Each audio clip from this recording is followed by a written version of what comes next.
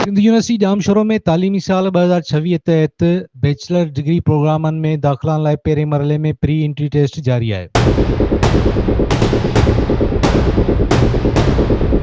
जंहिंमें 1801 शागिर्दनि समेत मजमूई तौर ते 9341 उम्मीदवार शरीक आहिनि। टेस्ट में दादू, घोटकी, जैकबाद, कराची, कशमोर, खैरपुर, लाड़काणो, मटियारी, नौशरो फेरोज, कंबर, शहदाद कोट, सांगगढ़, शहीद बेनज़ीराबाद, शिकारपुर, सखर ऐं ॿियनि ज़िलनि सां गॾु ॿियनि सूबनि जा उम्मीदवार बि शामिल आहिनि। Vice chancellor doctor professor Fateh Mohammad Mari, registrar professor doctor Mushtaq Ali Jareko, convener coordination committee professor doctor Arfana Begum Mala, professor Amar Sindhu, doctor Tania Mushtaq, Mohammad Ali Gangro, doctor Pasand Ali Khoso, Zulfiqar Ali Rustamani, doctor Mohammad Qasim Nizamani, Mohammad Yusuf Lagari, engineer Tanveer Gulfam, doctor Rashid Ali Kharo, doctor Punal Khan Soomro, अजवेद अहमद भट्टी ऐं ॿियनि इंतज़ामी ऑफिसरनि उस्तादनि तोड़े मुलाज़िमनि सां गॾिजी मुख़्तलिफ़ हंधनि जो दौरो करे टेस्ट लाइ कयल इंतज़ामनि जो तफ़सीली जाइज़ो वरितो। वाइस चांसलर टेस्ट सेंटरनि में सिक्योरिटी इंतज़ामनि, पार्किंग, वॉलंटियर्स जी ड्यूटियुनि जो बि जाइज़ो वरितो। ॿिए तरफ़ उम्मीदवारनि जी सहूलियत लाइ 140 नौजवान रज़ाकार बि मुक़ररु कया विया।